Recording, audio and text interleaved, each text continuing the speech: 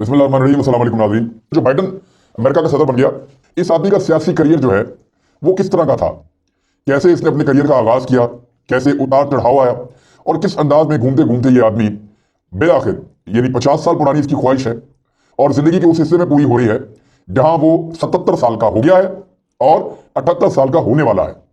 78वें साल में दाखिल है और 20 नवंबर को ये शख्स यानी जब ये सदर बनेगा तो ये 78 साल का होगा। तो 78 साल के इस आदमी की जिंदगी में एक मैसेज है, एक पैगाम है आप सबके लिए। देखिए, जब कोरोना की वबा पूरी दुनिया में फैली हुई है और हर उस आदमी को जो एज में ज्यादा है उसको खतरे में महसूस किया जा रहा है। यूरोप और अमेरिका में जितने लोग हलाक हुए हैं उतने कहीं भी नहीं हुए। अमेरिका में हलाकतों की तादाद सबसे ज्यादा है और मगरबी ममालिक में जो मरने वाले लोग हैं कोरोना वायरस से, उनमें ज्यादा लोग बड़ी उम्र के हैं, जिनकी उम्रें ज्यादा हैं 50 साल 60 साल से। वो लोग ज्यादातर मारे गए हैं कोरोना वायरस से। और बड़ी उम्र के लोगों के लिए या बुजुर्ग लोगों के लिए कोरोना वायरस को एक खतरे के तौर पे लिया जाता है और वो घरों के अंदर दब के बैठ गए हैं। उनको महफूज किया जा रहा है, कोशिश की जा रही है कि वो एक्सपोज ना हो। अब ऐसी सूरत में 77 साल का एक आदमी निकलता है और निकल के कंपेन खड़ी करता है। उस वक्त जब कोरोना वायरस अपने उरूज पे है, रोजाना अमेरिका में लाशें गिर रही हैं, रोजाना लोग उससे मुतासिर हो रहे हैं, तो 77 साल का आदमी अपनी 50 साल पुरानी ख्वाहिश को लेकर निकलता है कि मुझे अमरीकी सदर बनना है। और दुनियावी लिहाज से देखें तो अमेरिका अपने आप को सुपर पावर कहता है और अमरीकी सदर को वो क्लेम करते हैं कि दुनिया का सबसे ताकतवर आदमी वही होता है। तो इस जमीन पर सबसे ताकतवर आदमी बनने की ख्वाहिश ने उसको घर से बाहर निकाला। वो पहले ही पॉलिटिक्स कर रहा था लेकिन बहुत एक्टिव हुआ, उसने एक्टिवली अपनी कंपेन चलाई। उसकी कंपेन की कुछ खूबियां थी कि उसने बड़ी टेक्निकल तरीके से बेहतर कंपेन चलाई है, उस पर फिर कोई बात करेंगे। लेकिन जो बाइडन ने 78 साल की उम्र में अमरीकी सदर बन के दुनिया के हर बूढ़े आदमी को यह पैगाम दिया है कि अभी देर नहीं हुई। 60 साल की उम्र में पाकिस्तान में लोग रिटायर हो जाते हैं, दुनिया भर में हो जाते हैं, और रिटायरमेंट के बाद उन्हें लगता है कि शायद अब जिंदगी में सिर्फ उनको आराम करना है, या उनको लगता है कि अब बच्चे करेंगे और हम बैठ के देखेंगे, या उनको लगता है कि अब वो जिंदगी अपनी गुजार चुके हैं, या उन्हें लगता है जो बेहतर काम वो कर सकते थे वो कर चुके हैं, अब उनका कंट्रीब्यूशन नहीं होगा दुनिया में। ऐसा नहीं हो रहा। उसने 78 साल की उम्र में अपनी जिंदगी का आगाज किया है एक ताकतवर आदमी के तौर पर। दुनिया की सबसे ताकतवर और मजबूत जो मुल्क है, जो रियासत है, उसके सदर के तौर पर उसने अपने करियर का आगाज किया 78 साल की उम्र में। तो ये मैं बताता है कि अभी देर नहीं हुई। आप आज कुछ करना चाहते हैं, आज कुछ पढ़ना चाहते हैं, आज कुछ बनना चाहते हैं, तो याद रखिए देर नहीं हुई। जो बाइडन का जो इशू है वो आपके सामने है। और दूसरा जो लाइफ है ना, इसकी कोई एक्सपायरी डेट नहीं होती। यहाँ 1 साल का भी बच्चा जो है वो अल्लाह ताला की रजा हो तो वो दुनिया में नहीं रह पाता, एक दिन का भी फौत हो जाता है। और जिसने रहना है वो 120 साल का भी यही फैल रहा होता है, पता ही नहीं चलता।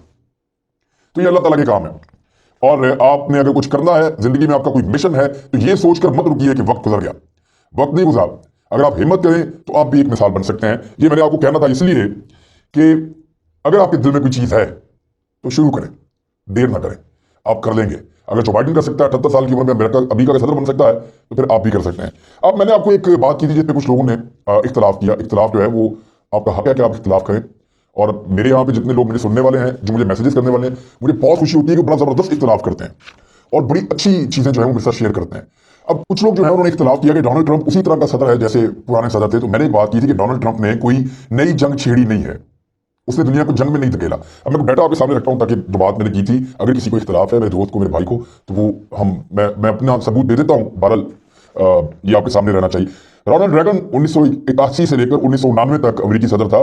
उसने 6 मुख्तलिफ जंगों में उसके दौरे हुकूमत में अमेरिका ने हिस्सा लिया और उसमें गल्फ ऑफ सिद्रा इनकाउंटर यानी इन्होंने रशियन तैयारे गिरा दिए थे। फिर गल्फ एरिया के अंदर बहुत सारी जंगें थी, दूसरे एरिया में थे, तो इन्होंने काफ़ी जंगें लड़ी थी 1989 तक। और फिर इसके अंदर वो ड्यूरेशन भी शामिल है जो अफगानिस्तान के अंदर सोवियत यूनियन के खिलाफ एक जो बहास था उसको भी इन्होंने गर्म किया हुआ था। अच्छा, इसके बाद आ जाए जॉर्ज H.W. बुश, यानी जो सीनियर बुश था, उसका दौरे हुकूमत था 1989 से 1993 तक, 1993 तक। ये एक ही दफा अमेरिकी सदर रहा, दूसरी दफा मुंतखब नहीं हुआ एक टर्म के लिए, जैसे ट्रंप के साथ हुआ है। इसकी जो जंगें हैं उसमें इन्वेजन ऑफ पनामा के अंदर उन्होंने हालात खराब किए, जंग लगाई। गल्फ वॉर 1990 और 91 के अंदर इराक के अंदर उन्होंने बहुत खूनरेजी की, बहुत सारे मुल्कों को लेकर उन्होंने इराक के साथ जंग की। बॉस्निया वॉर, जिसके लिए हमारे मस्जिद में उलमा दुआएं भी कराते रहे हैं, 1992 से 1995 तक, ये जी बुश सीनियर के दौर की जंगें हैं। बिल क्लिंटन 1993 से लेकर 2001 तक, ये इंटरवेंशन इन हेटी 94 और 95 में इन्होंने की, वहां पे खूनरेजी हुई। कोसोवो की जंग इन्होंने छेड़ी 98 और 99 में, और उसके बाद इनका दौर भी खत्म हो गया। सन 2001 से लेकर 2009 तक जॉर्ज W. बुश यानी बुश जूनियर अफगानिस्तान की वॉर शुरू की 2001 में, इन्वेजन ऑफ इराक 2003 में, और इराक वॉर बाकायदा शुरू कर दी वो 2003 के अंदर पाकिस्तान में ड्रोन हमले इन्होंने शुरू किए अपने दौरे हुकूमत में, और सोमालिया सिविल वॉर जो है वो भी इन्होंने शुरू करवाई। तो ये बुश जूनियर ने इतनी जंगें करवाई हैं। ओबामा, बराक ओबामा, जिसे बहुत उम्मीदें थी दुनिया को कि यमन लेकर आएगा 2009 से 2017 तक। अच्छा, इन्होंने जी एक तो ऑपरेशन ओशियन शील्ड आते ही किया लीबिया के समंदरों में, और उसमें इन्होंने बहुत ज्यादा एक जंगी कैफियत पैदा की और बाकायदा जंग लड़ी। और 2014 में इराक पे दोबारा यलगार कर दी आईसीस और दीगर बहाने बना के, और दुनिया के कई मुल्कों को लेकर उन्होंने चढ़ाई की इराक और मिडल ईस्ट के इलाकों पे। शाम पर एक यलगार की, और शाम में 2014 के अंदर से लेकर अब तक जो उसकी सूरत है उसके लिए जिम्मेदार बराक ओबामा। यमन में सिविल वॉर का आगाज करवाया 2015 में, फिर वहां पर इन्वेजन की, और लीबिया पर हमलावर हुआ बराक ओबामा अपने दौरे हुकूमत में। जबकि अगर मैं डोनाल्ड ट्रंप को देखूं तो उसने ऐसा कुछ नहीं किया।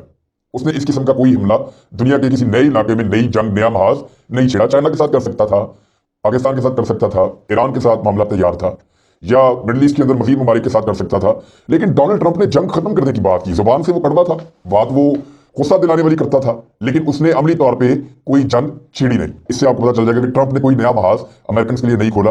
तो अब जो बाइडन के दौर में देखते हैं क्या होता है। लेकिन एक दो चीजें बड़ी इंटरेस्टिंग है।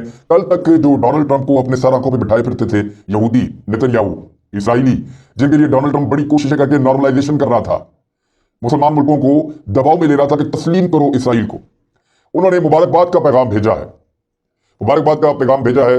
Netanyahu congratulations great friend of Israel Biden on United State election win, thanks Trump. Trump का हम शुक्रिया अदा करते हैं, अल्लाह हाफिज। और नेतन्याहू को मुबारकबाद पेश की है क्योंकि वो एक अजीम दोस्त है इसराइल का, और बाइडन को हम मुबारकबाद पेश कर रहे हैं अमेरिकन इलेक्शन जीतने के ऊपर।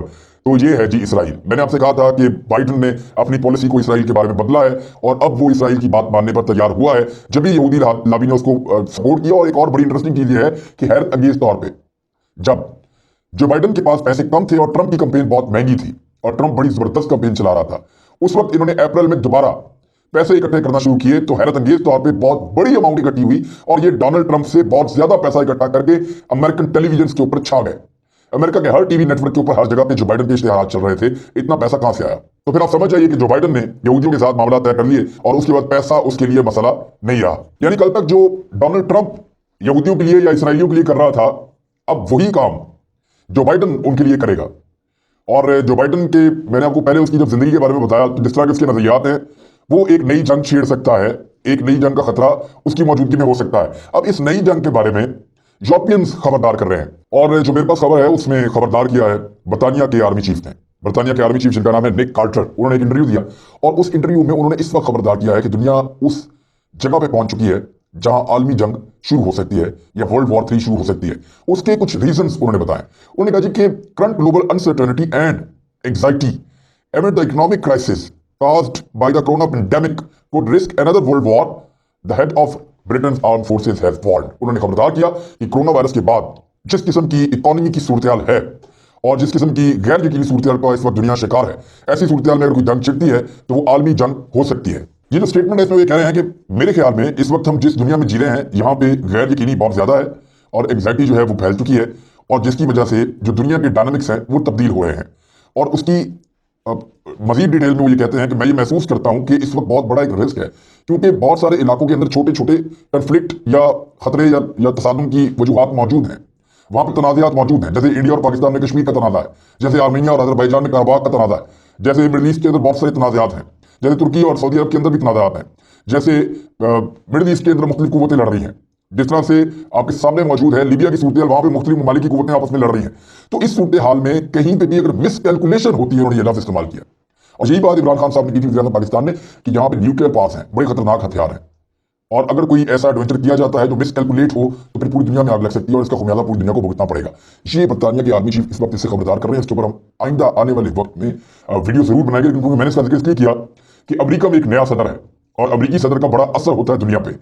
देखना यह है कि वो इस दुनिया को जो कोरोना वायरस से लड़ रही है, इस दुनिया को जिसमें मईशत की बहुत बुरी हालत है, इस दुनिया को जहां बहुत सारे मुल्क ये समझ रहे हैं कि उनके साथ ज्यादती हो रही है, इस दुनिया को जहां पे इलाकाई तनाजात शिद्दत इख्तियार कर चुके हैं, वो इस दुनिया को कैसे लीड करता है 78 साल की उम्र में 50 साल के तजुर्बे के साथ, ये देखना होगा। और अगर वो लीड कर सकता है तो क्या उसकी ये कैपेसिटी है, क्योंकि अब चाइना भी एक बहुत बड़ा जॉइंट बनकर खड़ा हो गया है। अगर वो लीड कर सकता है तो क्या ये दुनिया के साधों से बच जाएगी? हम फर्दर इसके और बात करते रहेंगे, लेकिन अभी उन तमाम लोगों के लिए जिन्होंने ख्वाब देखे और ये सोचकर क्विट कर रहे हैं कि यार उम्र निकल गई, वो जो बाइडन को देखें और दोबारा से ख्वाब देखना शुरू करें और उनकी तकमील के लिए आगे बढ़ें। अपना ख्याल रखिएगा। हमारे चैनल का भी अल्लाह हाफिज़।